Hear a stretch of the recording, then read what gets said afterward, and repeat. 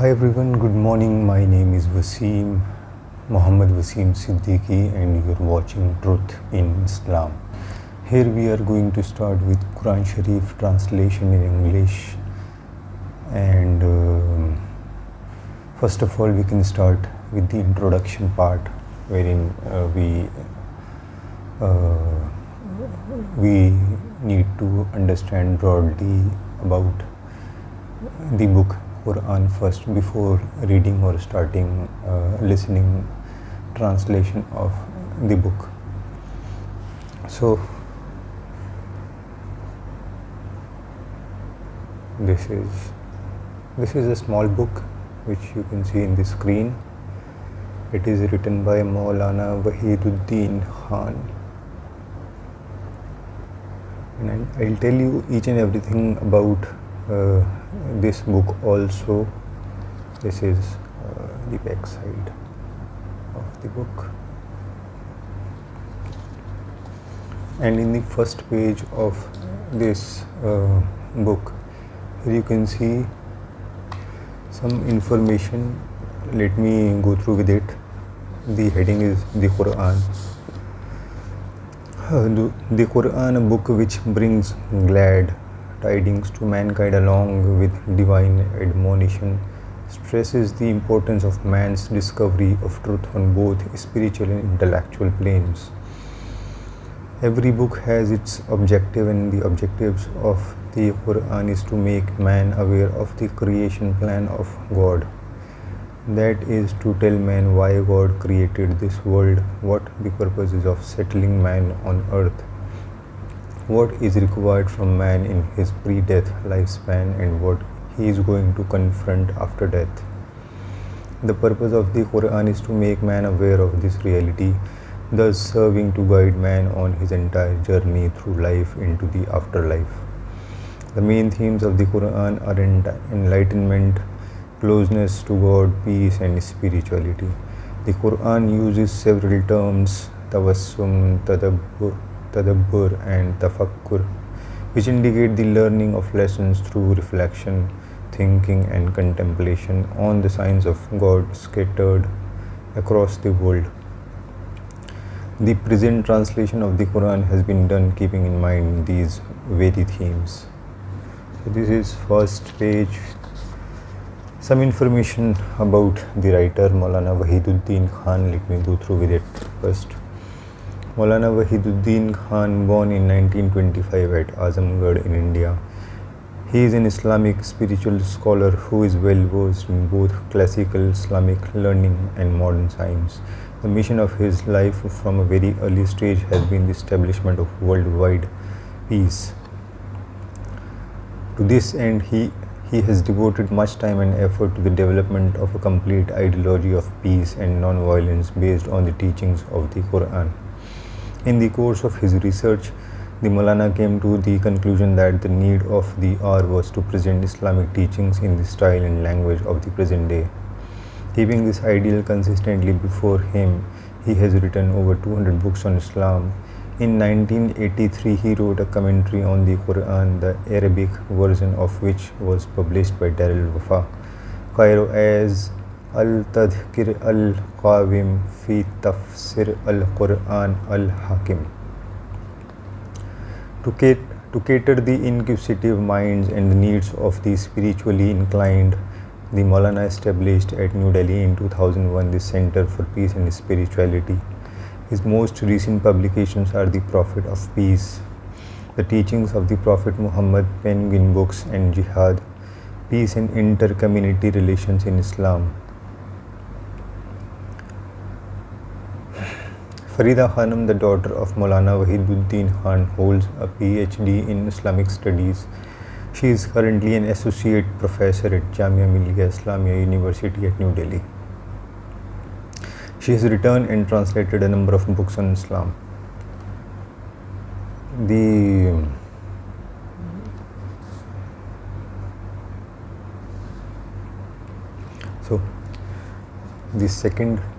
On the second side, you can see the Quran translated by Maulana Wahiduddin Khan, edited by Farida Khanum, Good Work Books. Some information about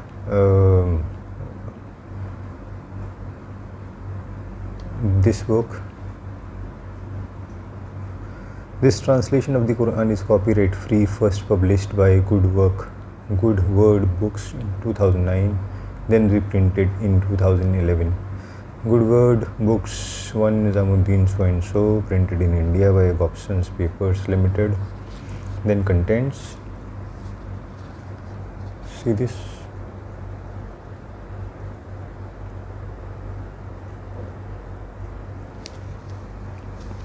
First of all is introduction. In introduction there are 1, 2, 3, 4, 5, 6. There are 6 headings, or you can say subheadings, in the introduction part. The first one is the creation plan of God. Second is a book of divine warning. Third one is the inner spirit and God realization. Fourth is the word of God. Fifth is jihad is a peaceful ideological struggle. And the last one is a revealed book. Then chronological table of the Quran. And then afterwards map of Arabian Peninsula at the time of revelation of the Quran. Then starts Quran with the subheadings, which starts from the opening, then the Haifer, the family of Imran, and so on. So I'm not gonna go through with the headings of the Quran like the openings and so on, but I'm going to read introduction part, I think, which is important. So I'll just go through with the introduction part first before start reading Quran Sharif. So in introduction, the Quran is the book of God. It has been preserved in its entirety for all time to come. Although written originally in Arabic, it has been made accessible thanks to translations to those who have no knowledge of Arabic. While no substitute for the original translation serves the signal purpose of spreading the word of God far beyond the Arabic speaking peoples to a far broader spectrum of humanity. The Quran is apparently in the Arabic language, but in reality it is in the language of nature, that is the language in which God directly addresses all human beings at the time of creation. This divine invocation of humanity is ever present in the consciousness of all human beings. That is why the Quran is universally understandable to some on a conscious plane and to others at the subconscious level. This reality has been described in the Quran as clear revelations in the hearts of those who have been given knowledge. This verse goes on to say that none deny our revelations save the wrongdoers. This means that the divine reality explained by the Quran on a conscious plane pre-exists in man at the level of the subconscious. The message of the Quran is not therefore something which is alien to man. It is in fact a verbal expression of that same divine reality which is in consonance with man's own nature and with which he is already familiar. The Quran explains this by saying that those born in later times were all initially born at the time of the creation of Adam, and at that time God had directly addressed all these human souls. This event is thus alluded to in the Quran. Prophet says, when your Lord brought forth the offspring from the loins of the children of Adam and made them bear witness about themselves, he said, am I not your Lord? And they replied, yes, we bear witness that you are, so you cannot say on the day of resurrection, we were not aware of this. In the following verse, the Quran makes further mention of the dialogue between God and man. Surely we offered our trust to the heavens and the earth and the hills, but they shrank from bearing it and were afraid of it. And man undertook it, but he has proved a tyrant and a fool. The Quran for man is in essence already known to him rather than an entirely unknown entity. In reality, the Quran is the unfolding of the human mind. When one whose nature is alive, having saved himself from later conditioning, reads the Quran, those brain cells will be activated wherein God's first address lies preserved. If we keep this in mind, it will not be difficult to appreciate that the translation of the Quran is a valid means of understanding it. If God's address for the first covenant, the Quran is the second covenant. Each testifies to the veracity of the other. If one has little or even no grasp of the Arabic language and can read the scriptures only in translation, he should not anticipate that he will be frustrated in his understanding of the Quran. For the Quranic concept of man as the natural recipient of God's word has become a reality in modern times. The science of the genetic code and the findings of anthropology both fully support this viewpoint.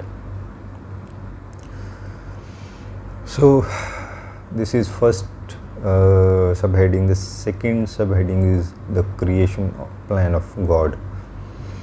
Every book has its objective, and the objective of the Quran is to make man aware of the creation plan of God. That is to tell man why God created this world, what the purpose is of settling man on earth, what is required from man in his pre-death lifespan, and what he is going to confront after death. Man is born as an eternal creature.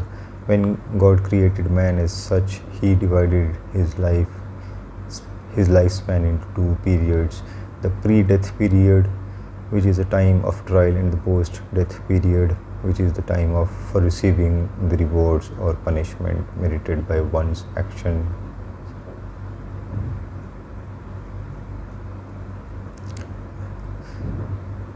Which is the time for receiving the rewards or punishment merited by one's actions during one's lifetime. These take the form of eternal paradise or eternal hell. The purpose of the Quran is to make man aware of this reality. This is the scheme of this divine book, which serves to guide man through this entire journey through life into the afterlife.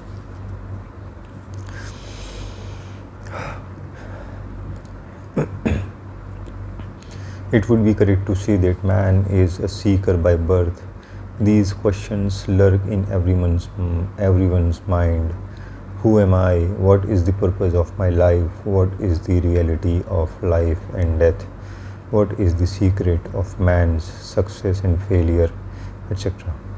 According to the Quran, the answer of these questions is that the present world is the testing ground, and whatever man has been endowed with his pre-death period is all a part of the test. The hereafter is the place where the result of the test will be taken into account by the Almighty, and whatever man receives in the life after death, by way of reward or by punishment.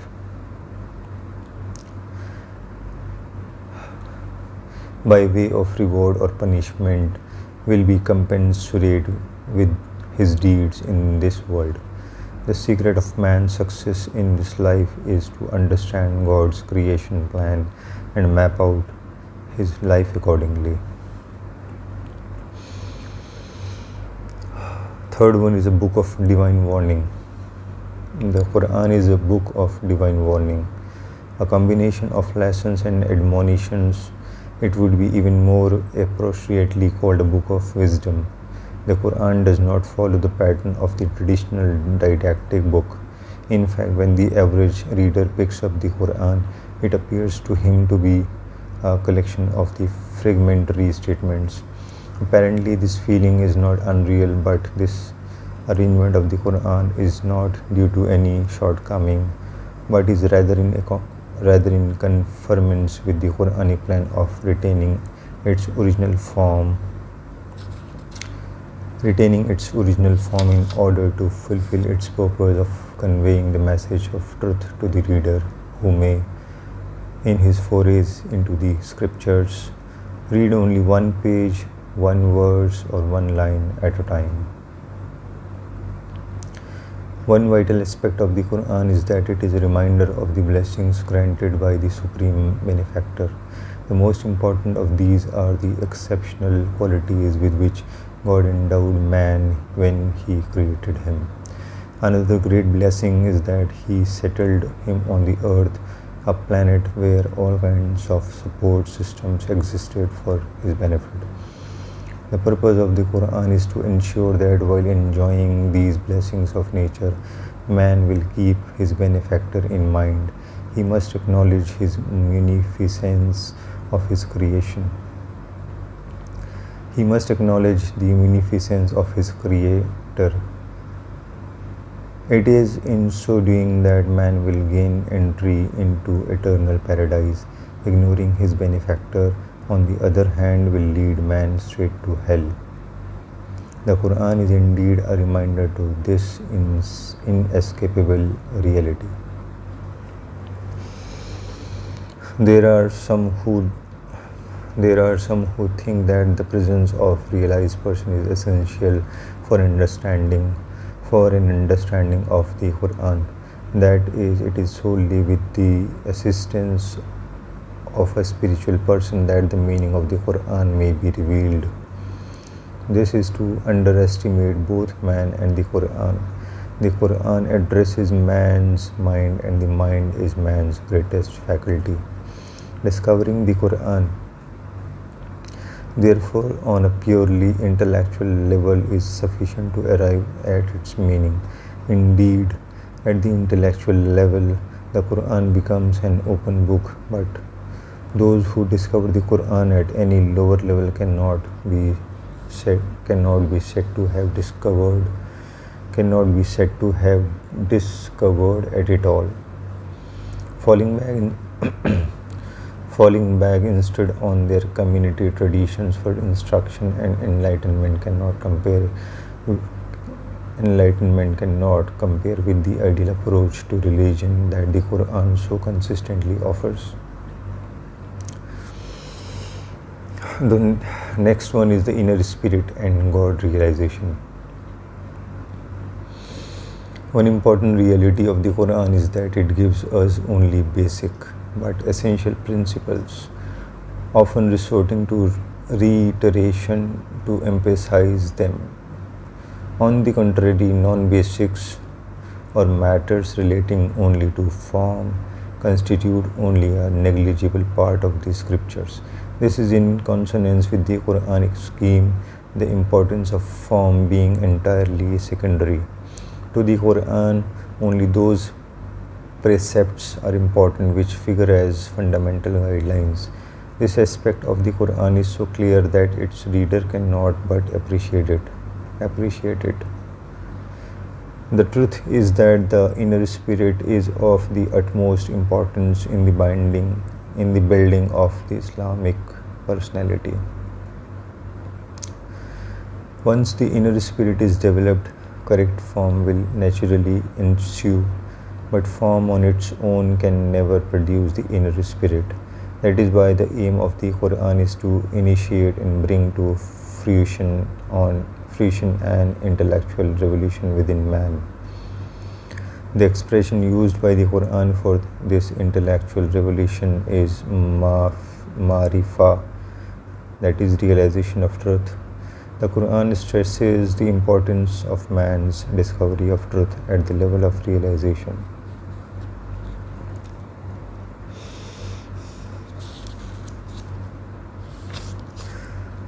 True faith in God is what one achieves at such a level. Where there is no realization, there is no faith. The next one is the word of God. When you read the Quran, you will repeatedly find it stated that it is the word of God. Apparently, this is a plain fact. but when seen in context, it is an extraordinary statement. There are many books in the world which are believed to be sacred, but except for the Quran, we do not find any religious book which thus projects itself as the word of God. This kind of statement, appearing uniquely in the Quran, gives a point of departure to the reader.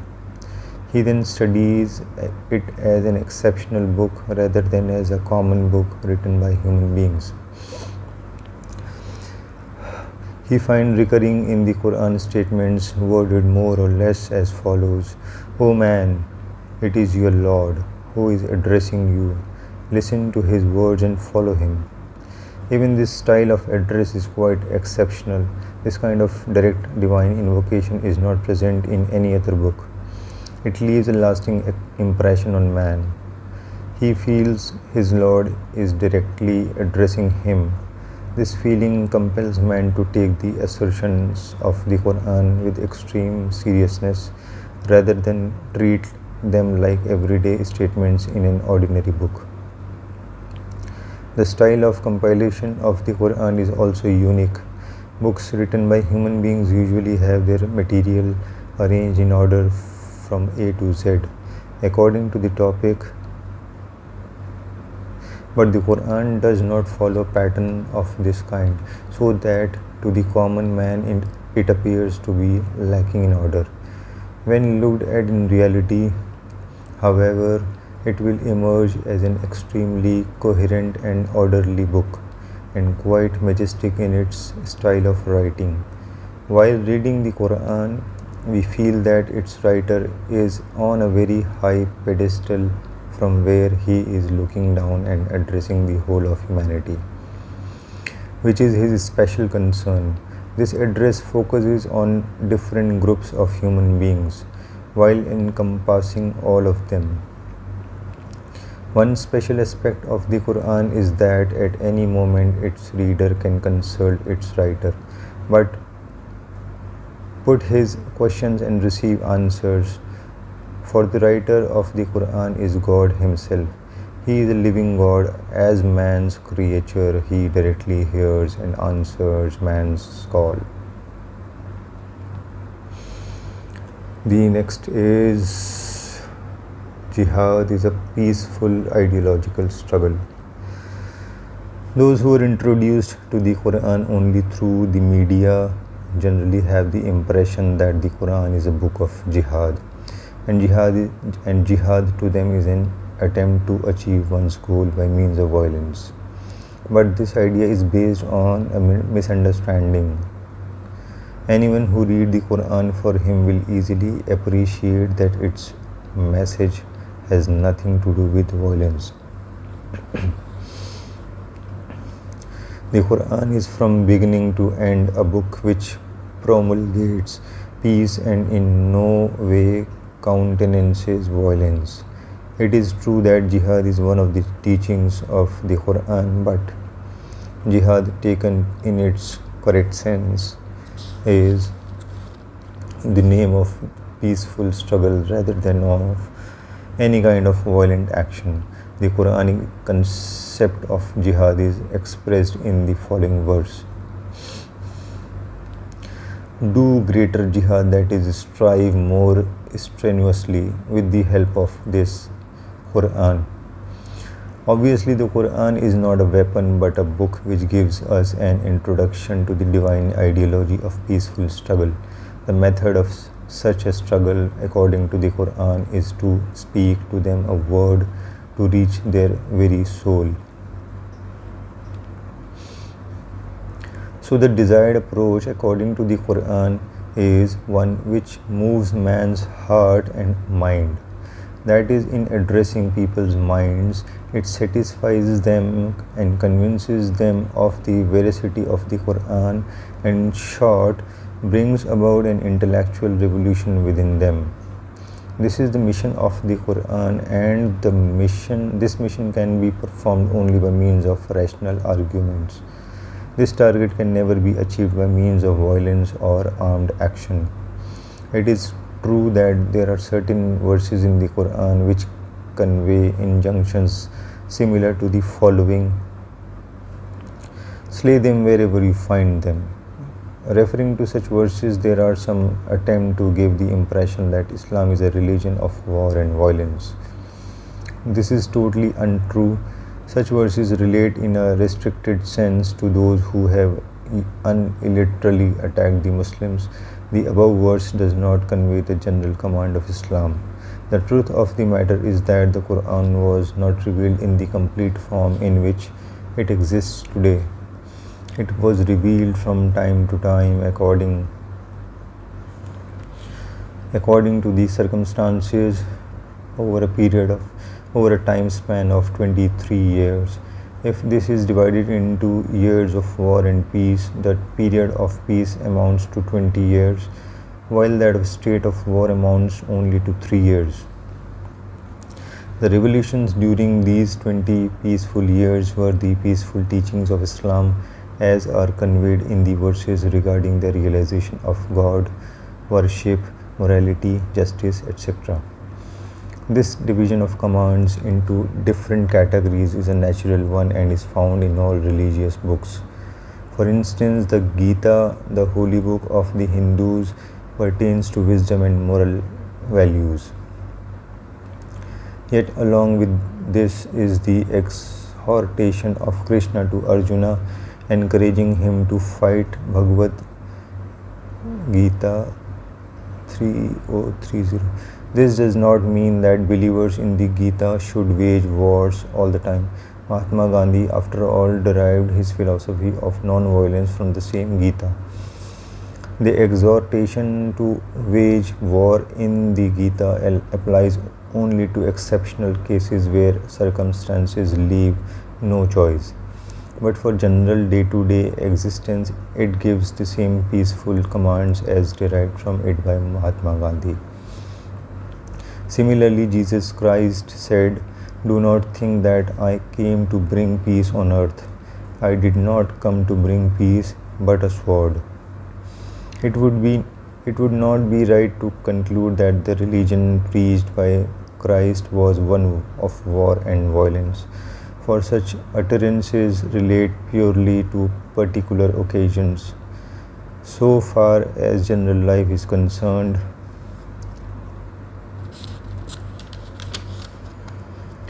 quite peaceful values such as the building up of good character, loving each other, helping the poor and needy, etc. The same is true of the Quran. When the Prophet Muhammad emigrated from Makkah to Medina, the idolatrous tribes were aggressive towards him. But the Prophet always averted the attacks by the exercise of patience and the strategy of avoidance. However, on certain occasions, no other options existed save that of defense.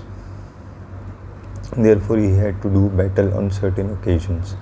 It was these circumstances which occasioned those revelations relating to war.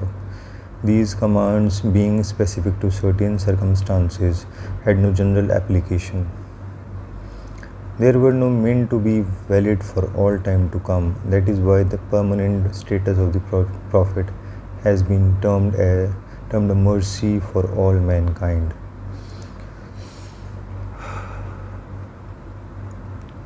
Islam is a religion of peace in the fullest sense of the word. The Quran calls its way the paths of peace. It describes reconciliation as the best policy and states that God abhors any disturbance of the peace. We can say that it is no exaggeration to say that Islam and violence are contradictory to each other. The concept of Islamic violence is so obviously unfounded that prima facie it understands rejected. The fact that violence is not sustainable in the present world is sufficient indication that violence as a principle is quite alien to the scheme of things in Islam. Islam claims to be an eternal religion and as such could never afford to uphold any principle which could not stand up to the test of time.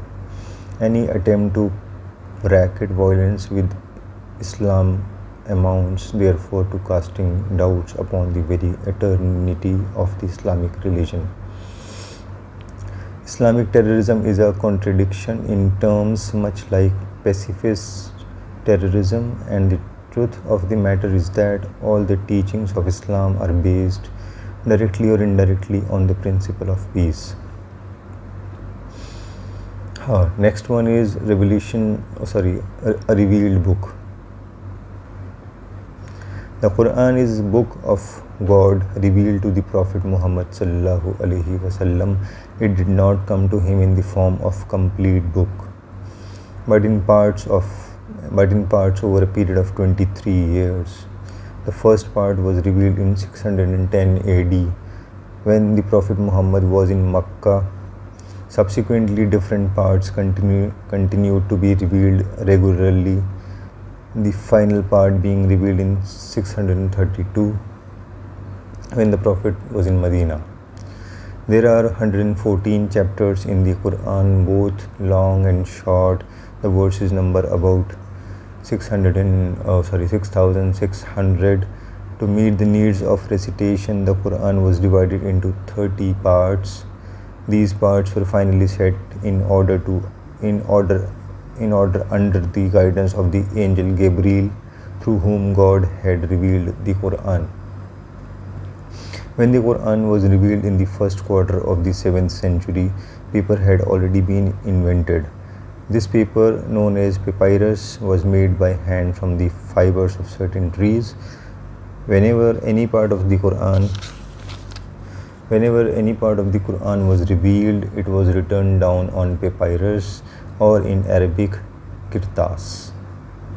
During this process, people committed the verses to memory, the Quran being the only Islamic literature which was recited in prayer, as well as being read out for the purposes of dawa, medicine.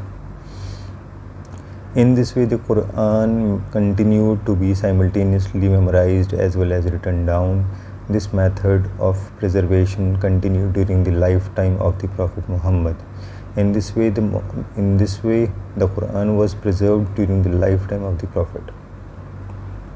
The third Caliph, Uthman ibn Affan, had several copies prepared. He sent these to different cities where they were kept in the great mosques. People not only recited from these copies but also prepared more copies from them. The writing of the Quran by hand continued till the printing press was invented and paper began to be manufactured on a large scale. Thanks to the Industrial Revolution, then the Quran began to be printed. Printing methods went on improving, and so the printing of the Quran also improved. Now printed copies of the Quran have become so common that they can be found in every home, mosque, library and bookstore.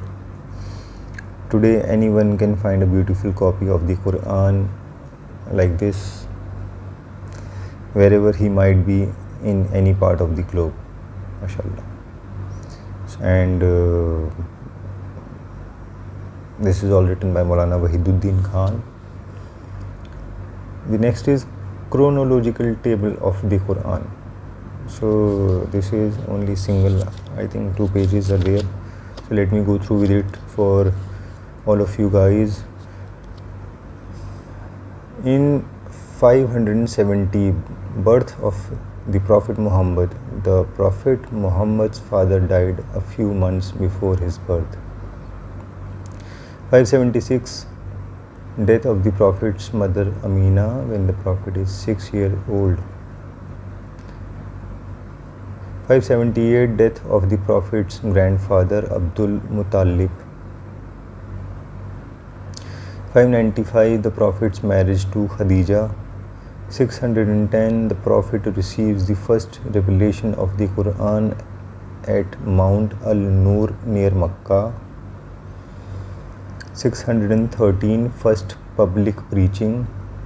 615, migration to some of the companions of the Prophet by Abyssinia, Ethiopia, to avoid persecution at the hands of the Meccans. 616 to 619. The Banu Hashim boycotts the Prophet and his family.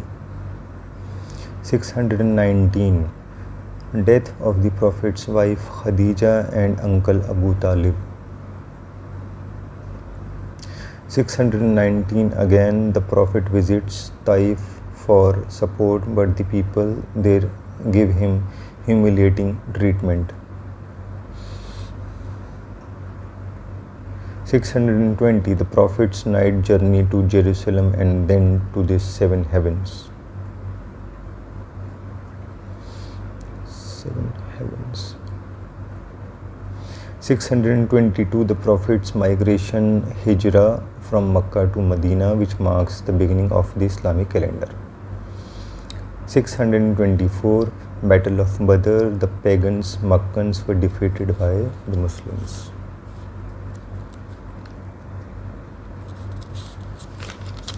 625. Again, Battle of Uhud. The Muslims were defeated by the pagan Makkans. 628. The peace treaty of Hudaybiyah. 10 years no war pact with pagan Makkans, allowing peaceful preaching of Islam. As a result, many came into the fold of Islam. 630. No war pact broken by the pagan Makkans. Makkans surrender. The Prophet forgives the Makkans and the entire population enters the fold of Islam. 631. The years of embassies. Islam accepted by Arabian tribes. The Prophet enters into peace treaties with the Christians and Jewish tribes. 632. The Prophet's farewell pilgrimage to Makkah. Again, 632. 8th June. Death of the Prophet Muhammad sallallahu alaihi wasallam at Medina.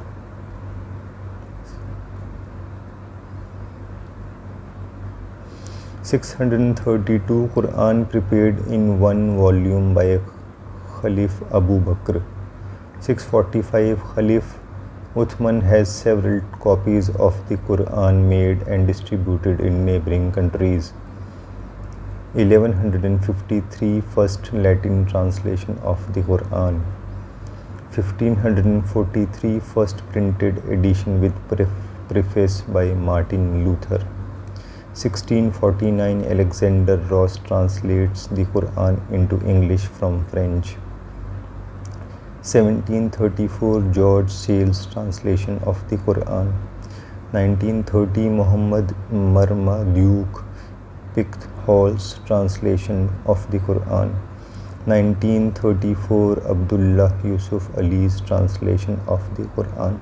1980. Muhammad Asad's translation of the Quran.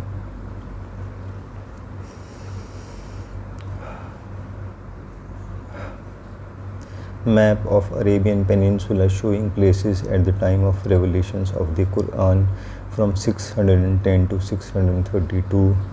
So just go through with it. If you can able to see it, just go through with it.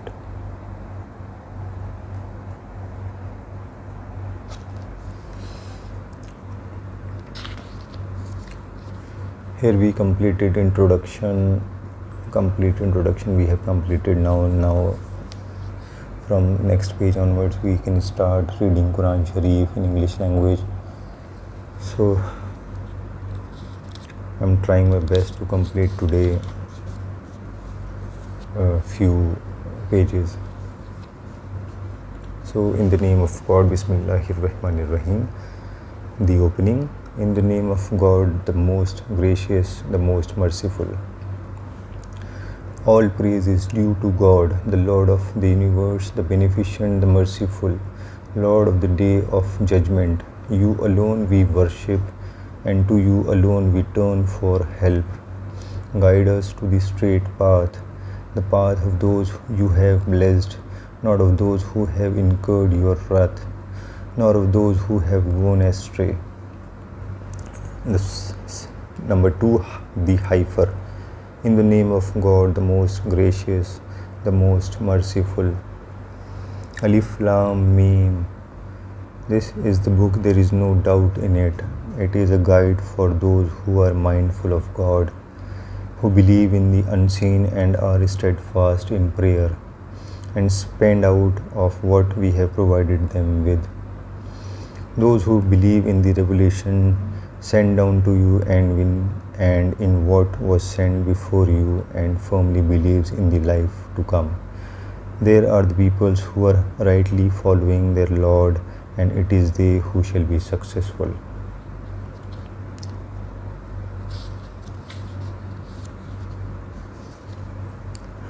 As for those who bent on denying the truth, it makes no difference to them whether you warn them or not.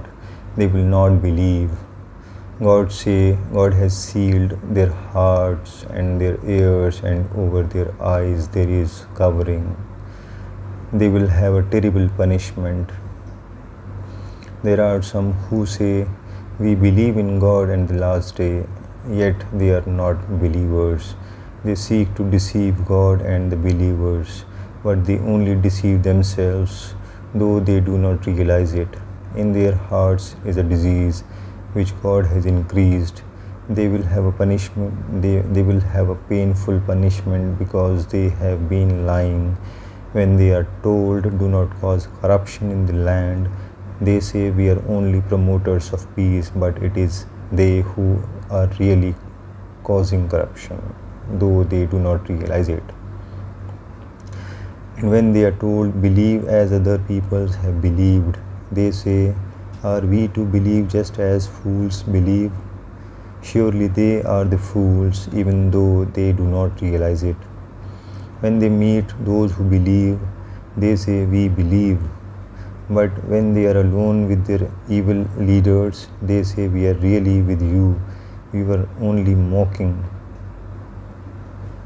God will requisite them for their mockery and draw them on for a while to vent blindly in their insolence. Such are those who have taken misguidance in exchange for guidance, but their bargain does not profit them, nor have they found true guidance. They are like those who kindled a fire, and when it lighted up all around them, God took away their sight and left them in utter darkness, unable to see, deaf, dumb, and blind.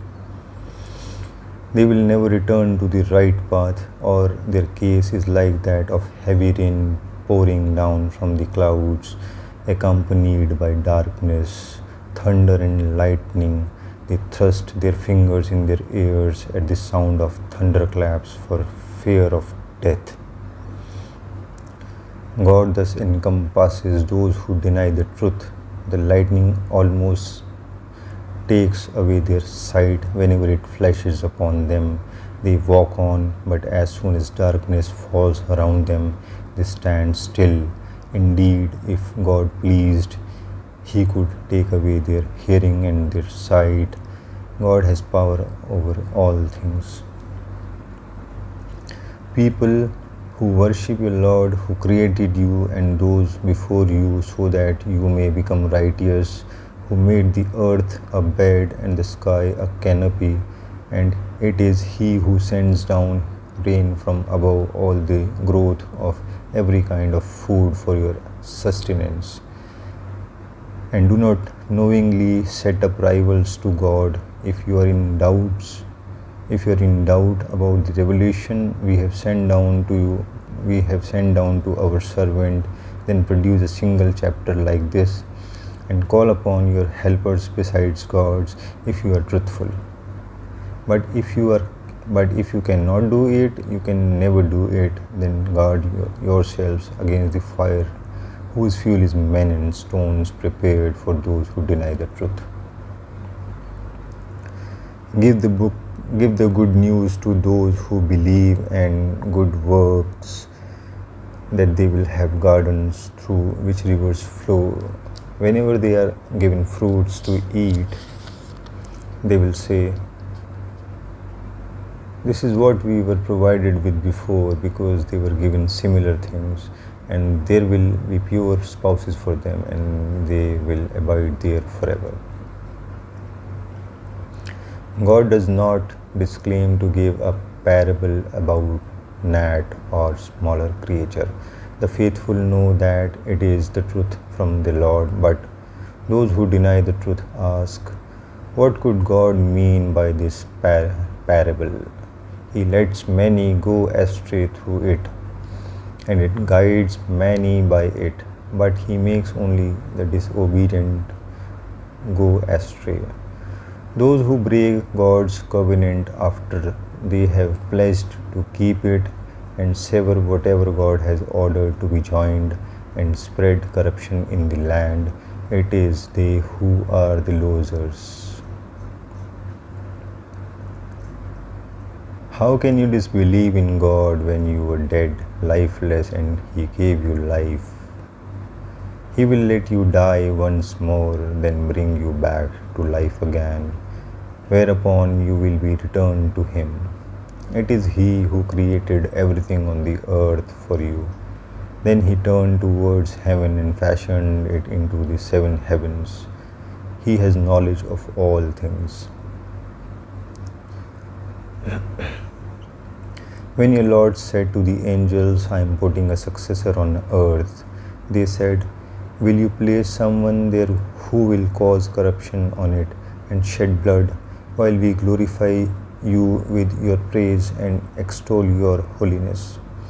God answered, surely I know that which you do not know.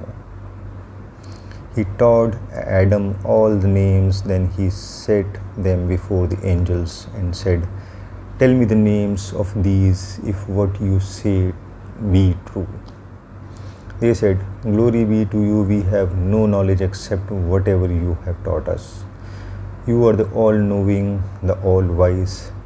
Then he said, O Adam, tell them their names. When Adam had told them the names, God said to the angels, did I not say to you, I know the secrets of the heavens and of the earth, and I know what you reveal and what you conceal.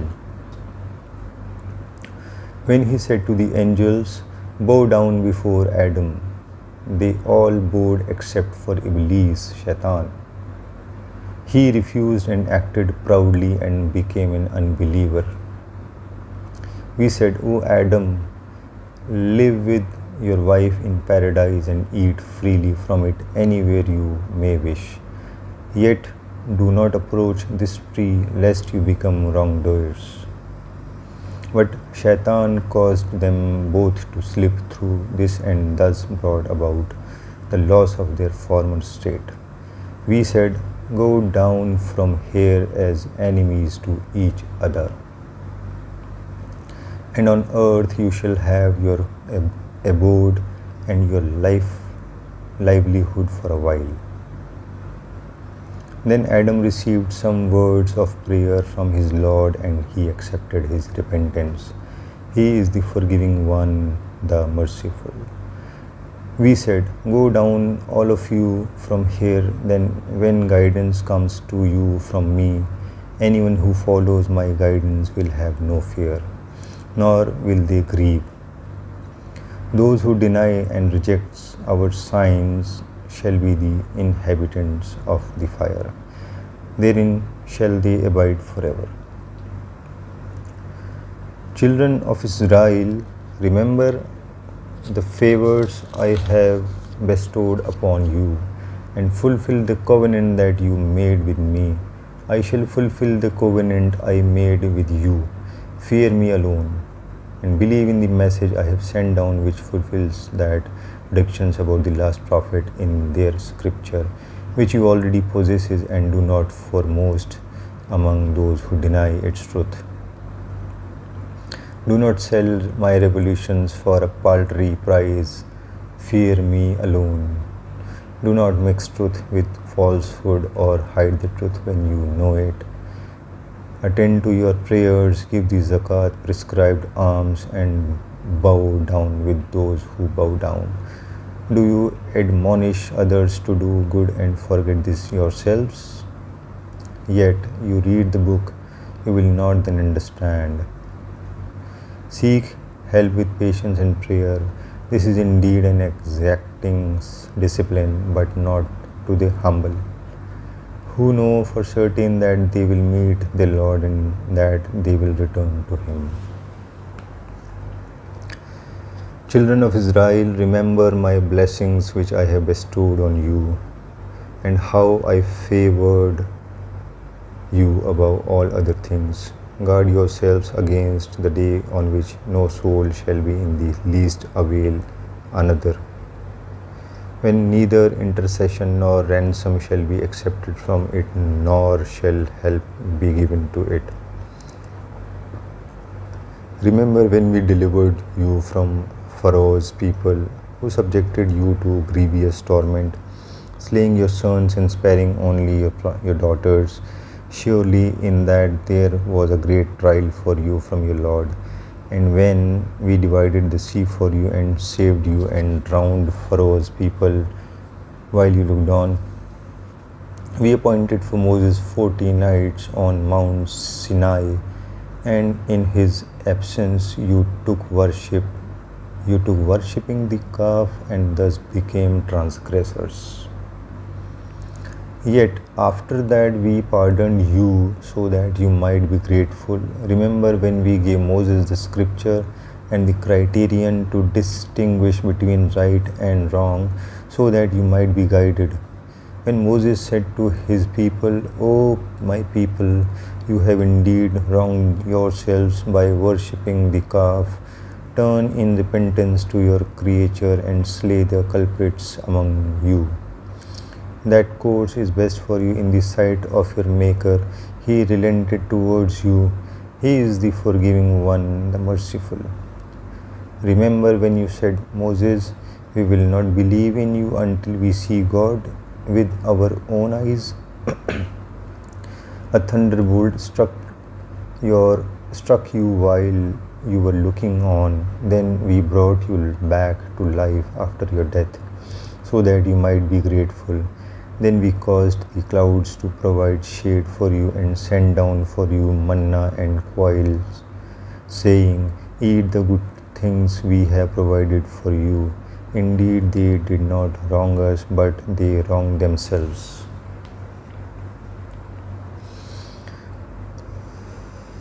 Remember when we said, Enter this land and eat freely wherever you will. Make your way through the gates, bowing down and saying, God, forgive us our sins. We shall forgive you your sins, and we shall give abundance to those who do good. But the wrongdoers change the word, do something other than what they had been told. So we sent down upon the transgressors a punishment from heaven, because they were disobedient. When Moses prayed for water for his people, we said to him, Strike the rock with your staff. And there gushed out from it 12 springs. Each tribe knew its drinking place. We said, Eat and drink what God has provided, and do not act wrongfully in the land, spreading corruption. When you said, Moses, we cannot bear to eat only one kind of food, so pray to your Lord to bring forth for us some of the earth's produce, its herbs and cucumbers, its garlics, lentils and onions.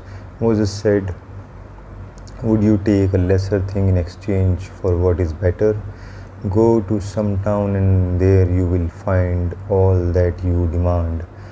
Abasement and destitution were stamped upon them, and they incurred the wrath of God for having rejected his signs, and they killed his prophets unjustly, because they were rebels and transgressors. The believers, the Jews, the Christians, and the Sabians, all those who believe in God in the last day and do good deeds, will be rewarded by their Lord. They shall have no fear, nor shall they grieve. Children of Israel, we made a covenant with you, raised the mountain high above you, saying, Hold fast to what we have given you and bear its contents in mind, so that you may guard yourselves against evil.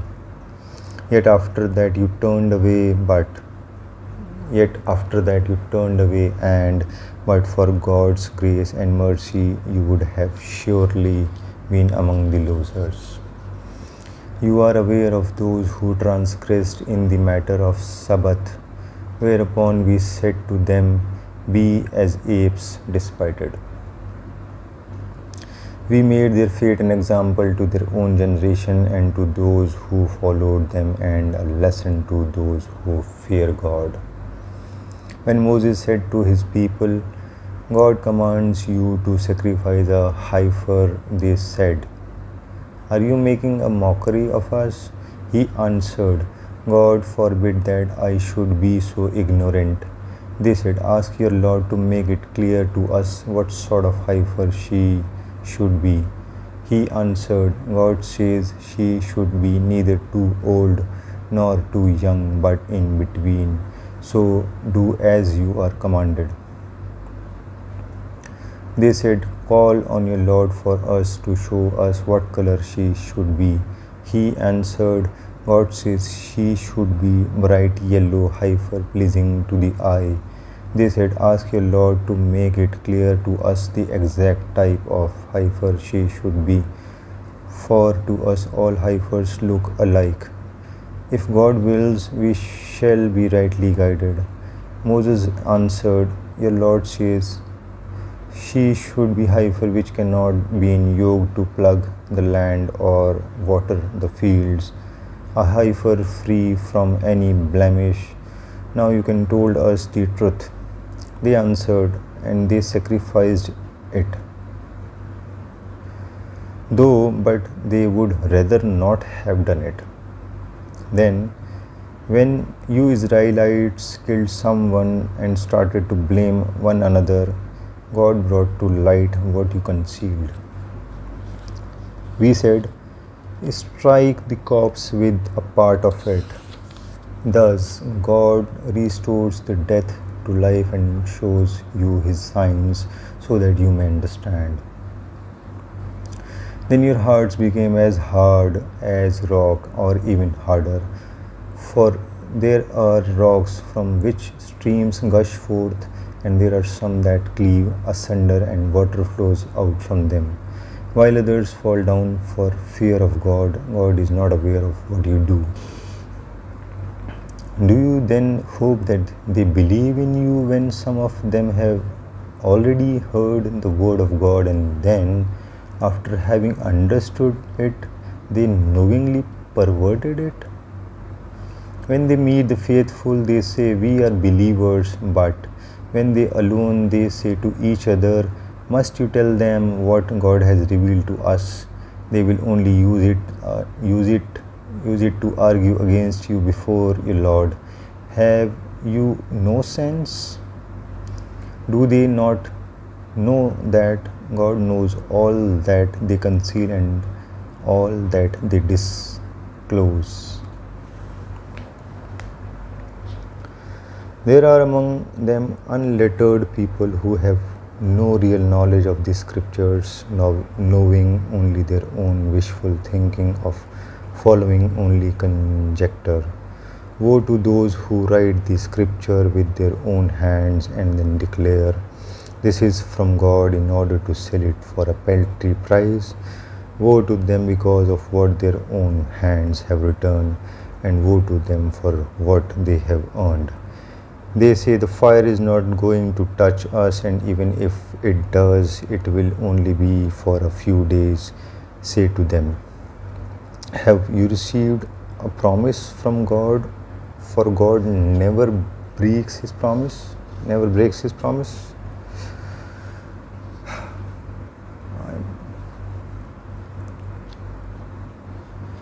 So for today, I think we can